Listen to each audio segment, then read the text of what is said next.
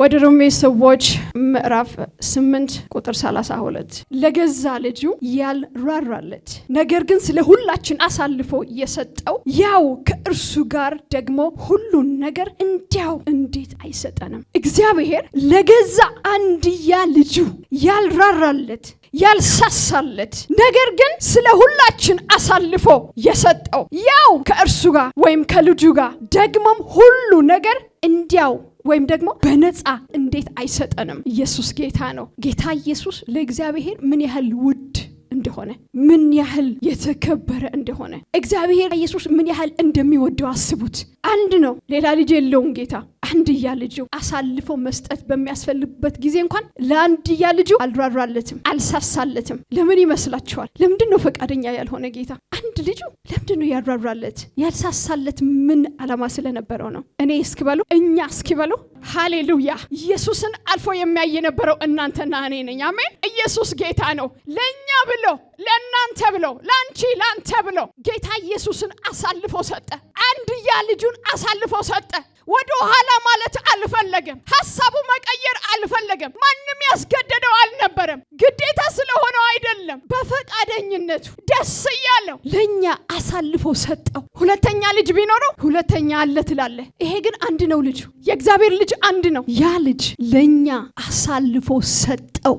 አልራራለትም፣ አልሳሳለትም። ኢየሱስ ጌታ ነው። ይህ የእግዚአብሔር ወደ ኋላ ማይል ሐሳቡ የማይቀይር ዘላለማዊ ፍቅር ነው። አሜን። ኢየሱስ ጌታ ነው። የእግዚአብሔር የአባታችን ፍቅር የሚሰጥ ፍቅር ነው። ቁሳቁስ አይደለም የሚሰጥ፣ አንድያ ልጁ ነው የሚሰጥ። የከበረውን ውድ የሆነውን አንድ ብቻውን የሆነን እሱን ይሰጣል። ይህ ነው የሚያደርገው የአባት ልብ። እዚህ ያለን ብንጠየቅ ለአንድ ሰው ብለን አንድ ልጅ ቢኖረን ትሰጣላችሁ? እንሰጣለን። ይሄ ያልራራለት የሚል ቃል ከግሪከኛ የመጣ ቃል ነውና እየተጎዳ እንኳን በስቃይ እያለ እንኳን አለመከልከል ማለት ነው። ይሄንን ነገር ግን አሳልፎ ሰጠው የሚል ደግሞ the ቃል ይሁዳ ጌታ ኢየሱስን አሳልፎ ሲሰጠው የተጠቀሙበት ቃል ነውና ይሄ ግን ለክህደት አሳልፎ መስጠት አይደለም። ይሁዳ ክዶዋል። ክደህ አሳልፈ መስጠት አለ። ፍቅር ለማሳየት ልክ እግዚአብሔር አብ እንዳደረገው ደግሞ አንድያ ልጅህም አሳልፈ መስጠት አለ። የእግዚአብሔር ሉዓላዊነትን የሚያሳይ ፍቅር ነው ይሄ። አሜን ሃሌሉያ። የሉዓላዊ ፍቅር ድርጊት ማሳያ ነው። ቃሉ ተመሳሳይ ይሆናል። እግዚአብሔር ሲያደርገውና ሰው ሲያደርገው ግን ይለያል። ሰው ሲያደርገው ክህደት ይባላል። እግዚአብሔር ሲያደርገው ግን ሉዓላዊ የፍቅር ድርጊት ይባላል። ሃሌሉያ። እግዚአብሔር እኮ ሉዓላዊ አይደለም? ሊደራደር እኮ ይችል ነበር። ትንሽዬ ከሱ ቀለል ያለ መስዋዕት መክፈል አይችልም? መምረጥ አይችልም? ማሰብ አይችልም? መወሰን አይችልም? ይችላል። ግን ጌታ ኢየሱስን መረጠ። ለኔና ለናንተ ለማዳን ስለ ኃጢአታችን እንዲሞት የተመረጠው ውድ የሆነው አንድያ ልጁ ነው። ጌታ ኢየሱስ የቤዛነት ጉዞ በጌቴሴማኒ የሚባል ስፍራ ሲጀምር ፍጹም አምላክ ፍጹም ሰውም ነበረ። ቁጥር 36 እንደዚህ ይላል። ኢየሱስ ከዚህ በኋላ ከደቀ መዛሙርቱ ጋር ጌቴሴማኒ ወደሚባል ስፍራ ሄደ። እነርሱንም ወደዚያ ሄጄ በምጸልይበት ጊዜ እናንተ እዚህ ተቀመጡ። ከእርሱም ጋር ጴጥሮስና ሁለቱ የዘብዴዎስ ልጆች ይዞ ሄዶ ይተክዝና ይጨነቅ ጀመር ይላል። አምላክነቱን ያስጨነቀው ወይ ሰው መሆኑ? የተኛው ያስጨነቀው ይመስላችኋል? ሰው መሆኑ ስጋ እንደለበሰ እንደኛ ስለሆነ ይተክዝና ይጨነቅ ጀመር። በእርግጥ ሌሊቱ በጣም ከባድ ነበር። የዘላለም ክብደት የዘላለም ኃጢአት በትከሻው ላይ ነው። ክብደት አለው። ከዚያም 38 ነፍሴ እስከ ሞት ድረስ እጅግ አዝናለች አለ። እዚሁ ሁኑና ከኔ ጋራ ነቅታችሁ ቆዩ አላቸው። ከኔ ጋራ ነቅታችሁ ቆዩ። ይሄ ከጦርነቱ በፊት ያለው ጦርነት ነው። ልቡም በጣም ተጨንቆ በብርቱ ይጸልይ ነበር። ላቡም እንደ ደም ልበዋል። ወደ መሬት ጠብ ይላል። ከዛ እንደዚህ ይጸልያል። ጥቂት እልፍ ብሎ በግንባሩ በመደፋት አባቴ ሆይ ብቻል ይህን ጽዋ ከእኔ ይለፍ፣ ነገር ግን እኔ እንደምፈልገው ሳይሆን አንተ እንደምትፈልገው ይሁን ብሎ ጸለየ። ከዛ ወደ ሶስቱ ደቀ መዛሙርቱ ተመልሶ በመጣ ጊዜ ተኝተው አገኛቸው። የፊተኛው ቃል በመናገር 3 ጊዜ ጸለየ። አባቱ ግን ያ ጸሎት ያልሰማ ይመስላችኋል? ወደ ኋላ አላለም። ጌታ ኢየሱስም አላፈገፈገም። ጸልየዋል። አንዴ ሁለቴ። ልቡ አዝነዋል፣ ተጨንቀዋል፣ ነፍሱ እስከ ሞት ድረስ ይላል። ኢየሱስ ጌታ ነው። አስቡ ደምና ላብ ሲቀላቀል ምን ያህል ጭንቀት ስለነበረው ነው። ምን ያህል ሐዘን ስለነበረው ነው። ኢየሱስ ጌታ ነው። ከዛ ግን ነገር ግን እኔ እንደምፈልገው ሳይሆን አንተ እንደምትፈልገው ይሁን ብሎ ጸለየ። ለፍቅር እጁን ሰጠ።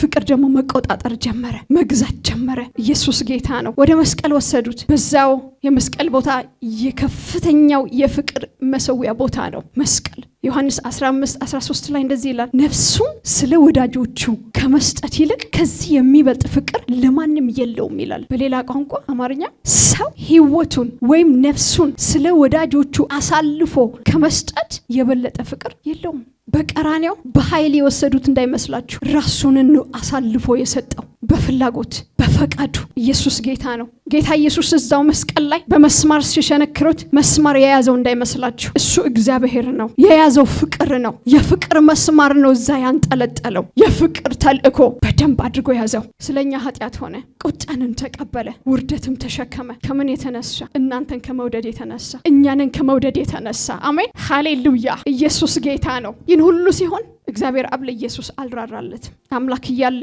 ወንጀለኛ ሲቆጠር መገረፉን ለኛ ታገሰ፣ የእሾህ አክሊልን ለኛ ታገሰ፣ መስቀሉን ለኛ ታገሰ፣ መቃብሩን ለኛ ታገሰ። ኢየሱስ ጌታ ነው። ከዛው በሰንበት መጨረሻ ይላል፣ መጀመሪያው ቀን ሲነጋ ማለት 3ኛው ቀን እሁድ ጠዋት ማለት ነው፣ መግደላዊት ማርያምና ሁለተኛይቱ ማርያም መቃብሩን ሊያዩ መጡ። ነገር ግን እንደተናገረው ተነስተዋል፣ በዚህ የለም የሚል መልካም ዜና ሰሙ። ኢየሱስ ጌታ ነው። ሲኦል ያሸነፈ መስሎት ነበር፣ ኃጢአት ያሸነፈ መስሎት ነበር። እሱ ግን ተነስተዋል፣ እንደተናገረው ተነስተዋል። ዘላለማዊ የፍቅራችንን ታሪክ የተጻፈው በይሁዳ መሳም አልፎ በመሰጠት በጥብቅ በመከሰስ በንቀት እያፌዙበት በስቅለት ፍርድ በቁስል በእንባና በባዶ መቃብር የተጻፈ ዘላለማዊ የፍቅር ታሪክ አለን። የጌታ መልአክ ከሰማይ ወርዶ ወደ መቃብሩ በመሄድ ድንጋዩን አንከባሎ በላዩ ላይ ተቀመጠ ይላል 5 ላይ። መልአክቱም ሴቶቹን እንዲህ አላቸው፣ አትፍሩ፣ የተሰቀለውን ኢየሱስ እንደምትፈልጉ አውቃለሁና እርሱ በዚህ የለም፣ እንደተናገረው ተነስተዋል። ኑና ተኝቶበት የነበረውን ቦታ እዩ። መልአኩ ድንጋዩን ያንከባለለው ምክንያቱ ለምንድን ነው? ኢየሱስ መውጣት ስላቃተው ነው ወይስ እነ ማርያም እንዲያዩ? ለማን ነው የተከፈተው? ለማን ይመስላችኋል? ለኔ እስክበሉ፣ ለኔና ለናንተ። ለኔ ተከፍቷል በሉ። ለኔ ተከፍቷል። ድንጋዩ ለኔ ተንከባልለዋል። እኛንን ወደ ውስጥ ገብተን እንድንመለከት ምን መልእክቱ አዲሱ እውነታ ማወቅ እንድንችል ድንጋዩ ተከባለለ። ኃጢአት ሊይዘው አልቻለም። ሲኦል ሊይዘው አልቻለም። ሞት ሊወጋው አልቻለም የሚል መልእክት ነበር። ኢየሱስ ጌታ ነው ወገኖቼ። ትንሣኤ መልእክት ነው። ኢየሱስ እንደተናገረው ተነስተዋል የሚል መልእክት፣ ፍቅር ተነስተዋል የሚል መልእክት፣ ከዚህ በኋላ ኃጢአት እናንተ ላይ አይነግስም የሚል መልእክት፣ ሞት እናንተ ላይ አይሰራም የሚል መልእክት፣ ጸጋ ነግሰዋል የሚል መልእክት፣ ትንሣኤ መልእክት ነው። ኢየሱስ ጌታ ነው። ፍቅሩ ለዘላለም ጸንቶ ይኖራል። መቃብር ሊይዞ አይችልም። ሞት ሊይዞ አይችልም። ፍቅር ተነስተዋል። ኢየሱስ ጌታ ነው ወገኖች። ከክርስቶስ ፍቅር ምን ሊለየን ይችላል? መቃብር ነው? ሞት ነው? ድንጋይ ነው? ኃጢአት ነው? ማንም ሊለየን አይችልም። እንኳን እጦት፣ እንኳን መከራ፣ እንኳን እነዚህ ትናንሽ ነገሮች፣ ሞት እንኳን ሊለየን አይችልም። ሞት እንኳን ሊለያችሁ አይችልም። ኃጢአት እንኳን ሊለያችሁ አይችልም። ኢየሱስ ጌታ ነው። ፍቅር ተነስተዋል። ኢየሱስ ጌታ ነው። በወደደን ይላል በእርሱ በክርስቶስ ከአሸናፊዎች እንበልጣለን። ከአሸናፊዎች ትበልጣላችሁ። በወደዳችሁ በክርስቶስ ከአሸናፊዎች ትበልጣላችሁ። ፍቅር ተነሳ። ኢየሱስ ጌታ ነው። መቃብሩ ባዶ ሆነ። የመቃብር ባዶነት ግን የመጨረሻው ምዕራፍ አልነበረም። እዛ ያቆመ እንዳይመስላችሁ። ኢየሱስ ጌታ ነው። ሃሌሉያ። ያ የክርስቶስ ፍቅር፣ ክርስቶስን ያልሳሳለት የእግዚአብሔር አብ ፍቅር ቤተክርስቲያን የሚባል እንቅስቃሴ ወለደ። ያ ቤተክርስቲያን ደግሞ እኔና እናንተ ነን። አሜን። ኢየሱስ ጌታ ነው። የሞተውና የተነሳው ፍቅር አሁን በውስጣችን ይኖራል። ኢየሱስ ጌታ ነው። ሞት ያላሸነፈው ፍቅር፣ ሲኦል ያልያዘው ፍቅር በውስጣችሁ ይኖራል። ኢየሱስ ጌታ ነው። የእግዚአብሔር ቃል 1 ዮሐንስ 4:13 ላይ እንደዚህ ይላል፣ መንፈሱም ስለሰጠ እኛ በእርሱ እንደምንኖር እርሱም በእኛ እንደሚኖር እናውቃለን። እየሰማችሁኝ ነው? እግዚአብሔር ነው የሚሰጠው አይደለ? እግዚአብሔር መንፈሱን ስለሰጠ እኛ በእርሱ እንደምንኖር እርሱም በእኛ እንደሚኖር እናውቃለን። ምናውቅበት መንገድ መንፈስ ቅዱስ ስለተሰጠን ነው። አሜን። መንፈስ ቅዱስ ማስረጃ ነው። የምን ማስረጃ? እኛ በእርሱ እንደምንኖር እርሱም በእኛ እንደሚኖር ማስረጃ ነው። ኢየሱስ ጌታ ነው። ይህ ፍቅር በእኛ በኩል ይንቀሳቀሳል። በቤተ ክርስቲያን በኩል ይንቀሳቀሳል። በአንቺ በኩል ይንቀሳቀሳል። ሃሌሉያ! መንፈስ ቅዱስ በውስጣችሁ ይኖራል። እንዴት ነው ግን አንድ ሰው እንደ ክርስቶስ ወይ ክርስቶስ እኛንን እንደወደደ መውደድ የሚቻለው? አይከብድም? በዚህ አእምሮ በጣም ይከብዳል። ግን አንድ ነገር ተገለጠልን አይደለ? ለቅዱሳን ነው የሚገለጠው። እንዳትረሱ ኤፌሶን 3 ላይ የተማርነው የክርስቶስ ፍቅር ማስተዋል ከቅዱሳን ጋር ነው የሚለው። እዚህ እየተወያየን ለካ ከሰው አእምሮ በላይ የሆነ የክርስቶስ ፍቅር መገለጥ ይባላል። በመገለጥ ብቻ ነው ሰው የምትወደው። በዚህ አእምሮ ሰው መውደድ አይቻልም። ጌታ ኢየሱስ እንደወደደው አዲሱ ትእዛዝ እንደተሰጠን እኔ እንደወደድኳችሁ እርስ በራሳችሁ ተዋደዱ መገለጥ ያስፈልገዋል አይደለ? ኢየሱስ ጌታ ነው። በመገለጥ እንወዳለን። በመገለጥ እንወዳለን። በውስጣችን ባለው በመንፈስ ቅዱስ እንወዳለን። ኢየሱስ ጌታ ነው። እርሱ አስቀድሞ ወዶናልና እኛም እንወደዋለን ይላል። ወገኖች የቤተ ክርስቲያን አንድ ስራ አለ የኔና የናንተ። እሱ ደግሞ ፍቅርን መልቀቅ ይባላል። አሜን። ፍቅርን መልቀቅ፣ ፍቅር ሪሊዝ ማድረግ ለማን? ለሁሉ ሰው። የእግዚአብሔር ቃል እንደዚህ ይላል። ኢየሱስ ራሱ እኔ ሕይወት ነኝ ትንሣኤ ነኝ ብለዋል። ትንሣኤ ለኛ ቀን አይደለም። ትንሣኤ ለኛ ኢየሱስ ነው።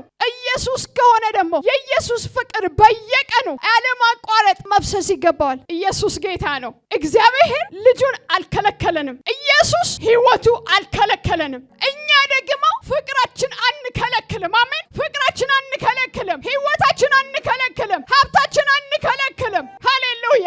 ያለንን ሁሉ አንከለክልም። አንዳንዴ በጣም ይገርመኛል። አስተውላችሁ ታውቃላችሁ? እግዚአብሔር በሰው ፊት ሞገስ ሲያጣ በማያውቁት አይደንቀኝም። በሚያውቁት አማኞች ሲሆን ግን በጣም ይደንቀኛል፣ ይገርመኛል።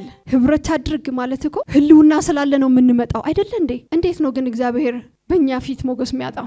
ይገባዋል። የመስቀል ሞት ለሞተልን ጌታ ይህንን ይገባዋል። እግዚአብሔርን መውደድ ቃሉን መፈጸም ነው፣ ትእዛዙን መፈጸም ነው። ትእዛዙ ደግሞ ከባድ አይደለም ይላል። ኢየሱስ ጌታ ነው። ለእግዚአብሔር እወድሃለሁ ብቻ ማለት በቂ አይደለም። ፍቅሬ አልከለክልህም። እስኪ በሉት፣ ፍቅሬ አልከለክልህም፣ ፍቅሬ አልከለክልህም፣ ያለኝ አልከለክልህም፣ ሞገስ አልከለክልህም፣ መታዘዝ አልከለክልህም፣ ሀብቴን አልከለክልህም፣ ጉልበቴ አልከለክልህም፣ እውቀቴ አልከለክልህም።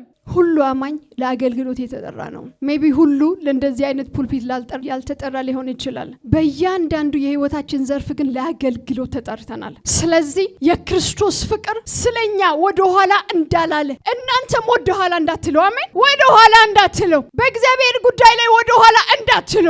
ፋሲካ ሁኑ። ራሳችን ፋሲካ እንሆን። ራሳችን ፍቅር እንሆን። ጥሪያችን እንፈጽም። ኢየሱስ ጌታ ነው። የክርስቶስ ፍቅር እንደዚህ አውቀን እንደዚህ ተረድተን በእውነት መገለጥ ካገኘን ይቅር ማለት ከባድ አይሆንም። ማገልገል ከባድ አይሆንም። መሸነፍ ለእግዚአብሔር ከባድ አይሆንም። ኢየሱስ ጌታ ነው።